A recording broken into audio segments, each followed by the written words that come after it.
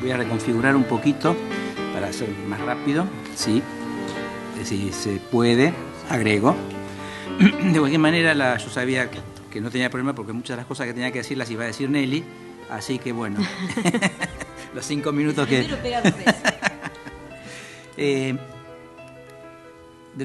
voy a pasar a... Son 5 puntos, voy a hacer el 1, pasaría al 4, al 5 y después retomaré si hay tiempo. Se trata de plantear la ruptura epistemológica sostenida por un grupo de filósofos que intentaron la construcción de la filosofía, de una filosofía latinoamericana en la década de los 70 del siglo XX. Supongo que, doy por descontado, que aquellos que leen filosofía los han conocido, si no después en el texto a publicar estará. Este grupo de filosofía latinoamericana propone además una ruptura geográfica al oponerse al apriorismo universalista predominante, estableciendo otra escala espacial como generadora de un pensamiento filosófico. Esta propuesta incluye a su vez a otro sujeto, el latinoamericano, y a otro espacio, América Latina. Bueno, vamos directamente a la ruptura entonces. Para ello vamos a seguir lo que Juan Carlos Escanone escribe en su artículo Trascendencia, Praxis Liberadora y Lenguaje, en el trabajo, el libro, Hacia una filosofía de la liberación latinoamericana, publicado en 1953. Sostiene Escanone que la ruptura epistemológica surge del cuestionamiento ético de los pobres y oprimidos, que pone en jaque al mundo latinoamericano en cuanto modernidad dependiente. De ahí, cito, que podemos hablar de una ruptura epistemológica, pues al cuestionarse la racionalidad de un mundo se cuestiona también su comprensión de la episteme, de la ciencia, en nuestro caso de la filosofía como ciencia y del lenguaje filosófico de la trascendencia. Fin de la cita. Para ello, Escanone parte de Marx y Hegel con su incorporación de la historia y de la praxis histórica en el logos y la ciencia. A partir de ellos plantea su superación por parte de Heidegger por su comprensión, aunque todavía moderna, de la praxis y de la historia. El primer punto de la ruptura es con respecto al lenguaje reflexivo y crítico de la trascendencia, que pasa por una mediación sociohistórica de la praxis, tanto del filósofo como de las ciencias. Es decir, este lenguaje solo se hace verdad en su praxis histórica, a partir del cual se generan las categorías de lo investigable. El segundo punto es la relación con ruptura que sufren, comienza una cito, las categorías y símbolos religiosos en su eventual pseudo-trascendencia ahistórica y cerrada ideológicamente. Fin de cita. Esto, si bien no es exclusivo de América Latina, es más fácil, dado que no se habría incorporado la ilustración en la misma medida que en Europa o Norteamérica, y más intensa, dada la incorporación del pueblo en consecuencia de la urgencia de la praxis social. Esto establece urgencias a los pensadores que deben renunciar al poderío del manejo manipulador de lo absoluto. Esto hace que Escanone sostenga una ulterior radicalización del salto, o ruptura, que supera la modernidad. Para realizar este salto, Escanone debe establecer su reemplazo de la modernidad de Marx, un reemplazo de la modernidad y Hegel, de Marx y Hegel, con su interpretación del pensamiento, tanto sostenido por Levinas, Blondel y Heidegger. Escanone va a tomar de Levinas su profundización en el rostro histórico de la trascendencia a través del rostro del pobre, descubriendo, comienzo de cita, asimismo la dimensión de irreductible trascendencia y alteridad tanto de ese rostro histórico como de la palabra éticamente cuestionante. Éticamente cuestionante de Heidegger y la radicalidad del paso hacia adelante de Marx, quien, como hemos dicho, no supera el ámbito de la subjetividad moderna. Como ejemplo, la modernidad, y Marx incluido, sostiene o define la naturaleza como un stock de recursos naturales y al espacio como contingente. Blondel, para Escanone, es un filósofo de la acción que produce una crítica de la praxis y que con su praxis crítica transforma a la praxis misma. esta teoría de la acción resulta muy útil a Scannone para poder redefinir el origen del conocimiento mismo. En Heidegger, sin embargo, Scannone encuentra la superación de la intencionalidad husserliana, fundamento de subjetividad y objetividad. No encuentra en el primer Heidegger el pretendido, comienzo la cita, fundamentum incorsum, por perder pie en el abismo de la historicidad, por perder pie en el abismo de la historicidad. Debe esperarse, entonces, en el segundo Heidegger, su paso hacia atrás, desde la metafísica de la superación, no solo de la metafísica de la sustancia, sino también del sujeto. Paso hacia la apertura de la dimensión abisal originaria, anterior a la relación sujeto-objeto en la que se movían el pensamiento y la praxis de la modernidad. Fin de la cita. Esto implica, desde el ser ahí del primer Heidegger, su giro al segundo Heidegger, y revela o desoculta la abisalidad de la historia misma del ser. Este último Heidegger, quien renuncia a la voluntad de poderío, propio de la modernidad, puede así abrirse al acontecer de la verdad del ser, que es lo que funda el pensamiento que permite, a su vez, al superar la metafísica del sujeto, el pensar la praxis latinoamericana desde ella misma. A partir de acá, de este pensamiento,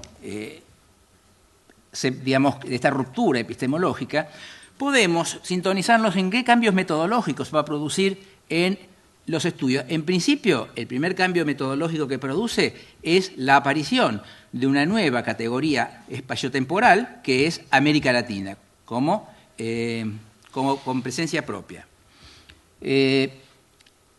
Para enunciar de alguna manera los cambios metodológicos consecuentes, voy a recurrir a otro texto, ¿vale? Digamos, el libro este consiste de 18 o 19 autores, los cuales he elegido 2 por la relación con la espacialidad. El segundo texto elegido es de Agustín de la Riega, y se llama América fuera del centro, del privilegio y de la culpa. A partir de la tratada idea de praxis, que ya había desarrollado Scannone, y en todo el libro se toma el tema de la praxis, es un libro fundamentalmente influenciado por Heidegger, de la Riega pretenderá establecer condiciones operativas para la transformación del espacio latinoamericano desde lo profundo de la acción popular. En tal sentido, optará por la noción de haber como medio señalador de la realidad. Sí, dice de la Riega, esta noción nos separa de las exigencias del racionalismo discursivo y de las discusiones que hacen del humano su centro privilegiado y culposo de los resultados negativos con respecto a los problemas territoriales y especialmente los ambientales. Estamos en una época, digamos, en lo que es la racionalidad universalista, en una situación de relación hombre-naturaleza. Esta visión atomista diluye las responsabilidades sobre los acontecimientos, lo acontecido en el espacio-tiempo, en un hombre, en el hombre, indefinido, innominado. Con el desarrollo de esto, pasamos a una relación hombre-hombre, vale decir, una interacción social. Esto hace que esta relación se transforme en una relación sociedad-naturaleza. El concepto de haber no es razón y tampoco sentido. Es la facticidad que se abre en la diferencia, eliminando la obligación del hombre como lo elegido. Esta particular visión, sostiene de la Riega, es facilitada por la situación tercermundista y americana, al desplegar ya de su forma terminológica una particular interpretación del ser y del humano. A partir del haber, el ser en general es irreductible, más allá del lugar que ocupe, esto es una cita, perdón, más allá del lugar que ocupe y el predominio que tenga. A partir del haber, se deja de buscar el fundamento en el llegar a ser, causal o trascendental, para encontrarlo en lo originalmente propio. Este lugar, como concepto geográfico, irreductible, no es central, donde centro significa un privilegio, aunque también una carga. El centro se aprovecha, pero también carga con la conquista.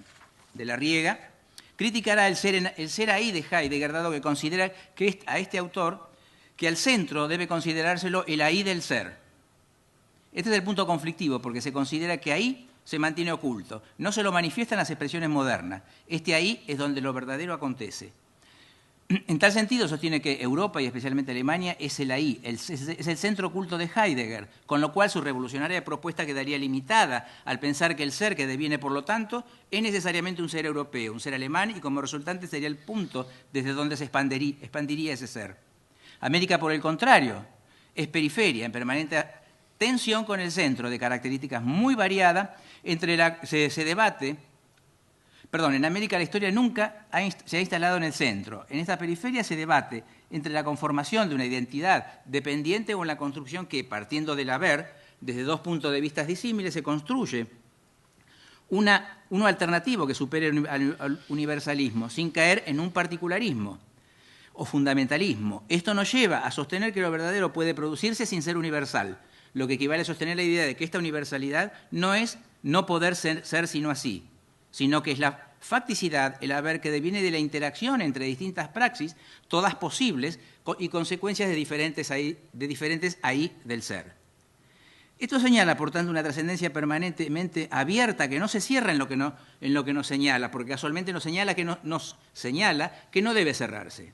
Surge así la incongruencia del haber con la conciencia, centro, que nos impone al ser como la primera causa o la fuente iluminadora que fundamenta el resto del ser. De esta manera, detrás de la fuerza de luz nociológica se viene a ocultar su ser para dominarlo. Sabe que el ser es justamente lo que está más allá del dominio y lo que le debe ser reconocido como derecho soberano. Sostiene, finalmente, de la Riga que este pensamiento del haber no deriva en un acendrado indigenismo, sino en un haber devenido de praxis latinoamericanistas o tercermundistas, sin pretensiones de conciencia, centro que incorpore a sus distintos seres propios e interactuantes, en todos los casos, sin aceptación ni pretensión de dominio. Es a partir de acá es que podemos hablar de dialéctica espacial y espacio vivido. Y termino acá. Yo abro otra cosa y me voy. No hay tiempo. En el espacio vivido. Bueno, muchas gracias, Jorge. ¿Se escucha? Ahí sí. Ahí sí. Sí, es una pregunta básicamente para Nelly, que está vinculada a algunas cuestiones que se han tocado a lo largo de toda la jornada. Y que tiene que ver justamente, se habló de modelos, Lidia habló de modelos, vos planteaste el esquema de los modelos, y a mí hay algo que me llamó la atención, ya lo habíamos hablado con ustedes cuando yo estuve en Luján, cuando se habla de la conformación de los indicadores, ¿sí? No solamente, digamos, realizar la observación para la formulación de los indicadores, sino que esa observación es con la participación de los sujetos en el territorio.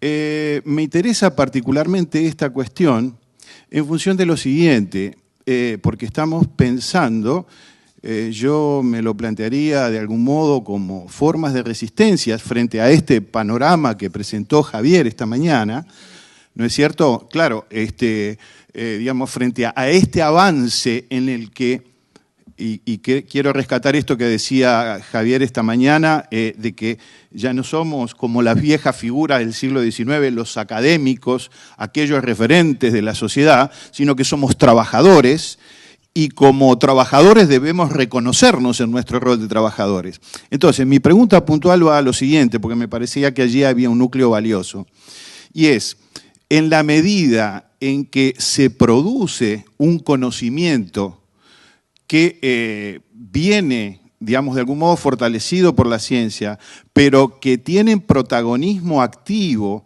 digamos, aquellos que ocupan el territorio, ¿en qué medida podemos estar hablando también no solamente de una población que está bajo observación y que contribuye a hacer un mejor diagnóstico, sino en qué medida ellos también pueden constituirse como trabajadores, que son en sus propios territorios, en un nivel distinto de apropiación de la producción de un conocimiento que afecta su calidad de vida, que afecta sus propias vidas. Sí. De hecho, sí.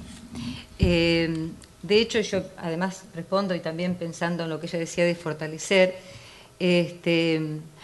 sí, nosotros en realidad actuamos como vínculos mediadores, ¿no es cierto?, en la construcción del conocimiento, sin dejar de lado, digamos, nuestra función de científicos, eso quiero decir. Somos trabajadores fundamentalmente, pero ellos lo saben, ellos saben que son los usuarios del territorio, por decirlo así, mucho tampoco me termina de...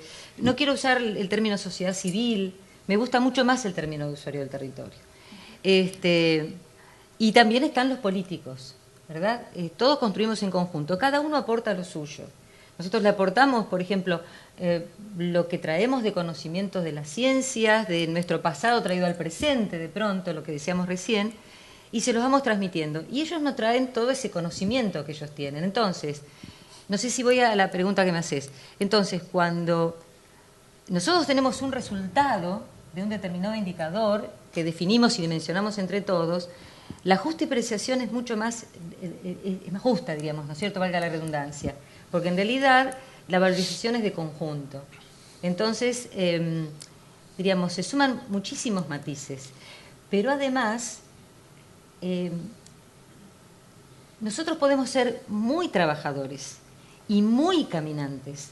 De hecho, en mi grupo lo somos y muchísimo, pero es muy difícil, ¿no es cierto?, tratar de entender un resultado, por ejemplo, del barrio Las Flores, ¿entienden?, en Trujuy, Moreno, en donde el año pasado, no, el 14, asesinaron a 14 chicos, ¿entienden? Entonces, diríamos, es muy difícil nosotros poder interpretarlos si en ese juego. De hecho, hemos trabajado con esos chicos, han hecho sus propias agendas, ¿entienden? O sea que, de entrada, cuando nos propusieron hacer eso, nosotros dijimos, no lo vamos a poder hacer, porque también tenemos el prejuicio a veces que la gente no sabe, y eso no es cierto, sabe mucho más que nosotros en muchos casos. Y también hay otra cosa que nosotros sentimos y que tiene que ver con lo que decía Camila. La universidad desde su origen, mi universidad fue cerrada por la dictadura, pero desde su origen tenía el sentido de fortalecer la sociedad civil. Y eso nosotros lo tenemos en la nuca. La única manera de que no sean usados con placebo, que estén fortalecidos. Y fíjense que hay una cosa muy preocupante también. Ella hablaba de encuentros. En Río +20, yo les hablé de desarrollo sustentable y les hablé de la potenciación, que para nosotros es lo más rico como componente de la sustentabilidad. Pues, señores, en Río +20, potenciación se sacó. ¿Está? Pero nosotros nos olvidamos, no se lo contamos a ningún político, no se lo contamos a ningún empresario que vienen a... esa cosa es como que no le decimos, no le mentimos, pero no decimos la verdad. La potenciación tiene que estar. La gente tiene que saber qué es lo que hacen con ellos y qué es lo que van a hacer con su territorio. ¿Está? Y otra cosa que decía el profesor a la mañana, esto de la publicidad, ¿no es cierto? Nosotros ni se nos ocurrió la publicidad. ¿Qué se nos va a ocurrir la publicidad? Si yo les digo, nosotros recibimos el año pasado de presupuesto universitario para este proyecto 1.222 pesos. ¿No es cierto? 1.222 pesos. ¿Está? Bien. El juego de reciprocidad es un invento nuestro. Bien. Hemos ganado concursos de la Secretaría de Políticas Universitarias que nos dio la suma para nosotros maravillosa de 35.000. Y hemos ganado ahora otro premio, con lo cual nos permite trabajar mejor en el barrio Las Flores. Lo importante de la publicidad es que vino de abajo hacia arriba. En el primer taller éramos 20, en el segundo taller éramos más. Y en el tercer taller empezaron a venir los medios de comunicación locales. ¿Entienden? O sea, fue una cosa bastante particular. No teníamos conciencia de la publicidad. Y esa publicidad fue la que nos trajo más gente a participar. ¿Entienden? Ahora estamos tratando de contener las mesas de trabajo, hacerlas más acotadas. No sé si te respondí. No, sí, la cuestión era si se ve que esta gente no piensa, estamos aportando en esto, sino que si toman conciencia de sus saberes, de lo que saben. Eso es lo importante, ¿no? Pero además toman conciencia de que nosotros sabemos que ellos saben más. Eso es importante. Jovita, yo la nombré recién, es una conocedora del territorio, tremendamente. Y el día que le dije, Jovita, por favor, ¿me podés escribir esto? Me dijo, sentalo a escribir vos, yo no sé leer y escribir. Y yo les digo que sabía, me doblaba en conocimiento del territorio, por supuesto. Andrés. Perdón. Sí. Javier. Sí, bueno, mi pregunta era para Cecilia, pero quiero decir una cosa, es muy importante lo de la publicidad, efectivamente, ¿no? Se le llama también visibilidad, ¿no? Sí. O sea, y entonces, claro, sí. Pero en términos más técnicos, esa es la difusión social, que no me ha dado tiempo de tratarlo esta mañana. Es decir, que la idea es que si uno hace una innovación, en este caso social, o sea, que surge de una organización con metas sociales y con sensibilidad social, es que esa hay que difundirla socialmente también, ¿no? O sea, las vías que sean, sea boca a boca o porque la gente va llegando, pero si no crece socialmente, simplemente no desempeña su efecto, ¿no? Y por lo tanto, una cosa es por lo tanto la publicidad en el sentido mediático del término y otra es la difusión social, ¿no? O sea, por dejar claro que yo no es que esté en contra de la publicidad, ¿no? Porque la difusión social forma parte de los procesos de innovación, ¿no? Pero a Cecilia le quería decir una cosa muy importante, un ejemplo. Yo estuve hace unos meses, 8 meses más o menos, en un congreso sobre medicina e innovación, tecnomedicina, en mis términos, tecnomedicina, que la hay, es muy importante, y me enteré de una cosa que me puso, la carne de gallina, no sé cómo lo dicen ustedes, ¿no? O sea, se dice también carne de gallina, ¿no? Entonces, bueno, una de las innovaciones que ha producido las industrias farmacológicas se llama Sovaldi, apareció en 2013 para el virus hepatitis C. Entonces, en Estados Unidos fue aplicado a 140.000 pacientes, tiene un índice de éxito del 90%, y la hepatitis C es una enfermedad dura de soportar, ¿no? Y luego en octubre de 2014 surgió otro medicamento que se llama Arboni, que tiene un 99% de índice de cura de una enfermedad que se consideraba incurable, o por lo menos curable en 20 años y muy dura de sobrellevar, ¿no? Entonces, Arboni se está comiendo el mercado de Sovaldi, decían los técnicos, o sea, por supuesto en términos de mercado, hablando exclusivamente, y la píldora cuesta 1.000 euros. O sea que el tratamiento, $94.500. Entonces, ¿cuál fue el debate allí? Estaban los responsables de la sanidad vasca y también los responsables de la sanidad española, porque estaba coorganizado, aunque era en Vitoria, lo organizaba, digamos, la sanidad vasca, el Osakidetza se llama, estaban todos los responsables también del Ministerio Español de Sanidad, etcétera. Entonces, en Europa se habla mucho del tercer pagador. O sea, es decir, uno puede pagar sus propios medicamentos, pero lo normal es que sea, digamos, el servicio de salud correspondiente quien pague los medicamentos y luego los dé o gratuitamente a la población, que lo se llama el estado del bienestar, ¿no? O por lo menos en función de los ingresos de cada cual, de unas ayudas paralelas a los ingresos. Esa es la política sanitaria, por lo menos en el País Vasco, que se hace. Ahora, ¿qué ocurre? En España el Ministerio estimaba que hay 700.000 casos de hepatitis C, probablemente, 50.000 diagnosticados. Diagnosticar no es fácil, tiene un coste, ¿no? Pero suponiendo que hubiera 500.000 casos diagnosticados, el Ministerio con 500.000 casos y tratamiento de $100.000, por así decirlo, es que tiene que presupuestar inmediatamente solo para una enfermedad. Pues eso, habría que multiplicar 500.000 por 100.000, o sea que saldría, pues no me sale ahora, pero sumamos $50 millones como mínimo, ¿no? Entonces, claro, se plantea el problema para el responsable de la política sanitaria de si destinar a una sola enfermedad y a un solo sector de la población, que son solo, hombre, no son pocos, ¿no? 500.000 personas, pero hay otras muchas enfermedades, eso se llevaría una partida de un presupuesto que es generoso y que es abundante, ¿no? Quiero decir con ello que las farmacéuticas, cuando generan una innovación, revuelven totalmente el mercado. De repente una enfermedad que era, entre comillas, incurable, pasa a ser curable, le sale un competidor y arruina a la primera empresa, ¿no? Y eso es lo típico de la innovación, pero entonces pone en un brete a las autoridades públicas de la sanidad, porque de repente tienen que palparse la ropa de qué hacen con el dinero de los impuestos de los ciudadanos, si dedicarlo a la hepatitis C. Entonces, ¿qué sucede por parte de los pacientes? Que hay que negar el término paciente, o sea, uno es un usuario de un sistema sanitario, no un un paciente. O sea, basta ya de paternalismo, ¿no? Digamos, al respecto, ¿no? Entonces uno tiene sus derechos como usuario de un sistema sanitario, ¿eh? Entonces, digamos, los pacientes inmediatamente, los pacientes de hepatitis C se agrupan, claro está, ¿eh? Esto es la sociedad civil, o sea, estos son los usuarios organizados, ¿no? Entonces han generado una asociación de usuarios que, por supuesto, estos sí que se hacen visibilizar, o sea, vamos, hacen campañas, se manifiestan, hacen de todo y consiguen sensibilizar ante una que de repente tiene una curación, una enfermedad incurable y dolorosísima y muy molesta, quiero decir, y porque el Ministerio, el Servicio Vasco de la Sanidad, no les paga. Estos son los dilemas de un gestor de un sistema sanitario público, ¿eh? Estamos hablando de un sistema sanitario público. ¿Qué hicieron las asociaciones de usuarios a la vista de que no obtenían la financiación en primera instancia?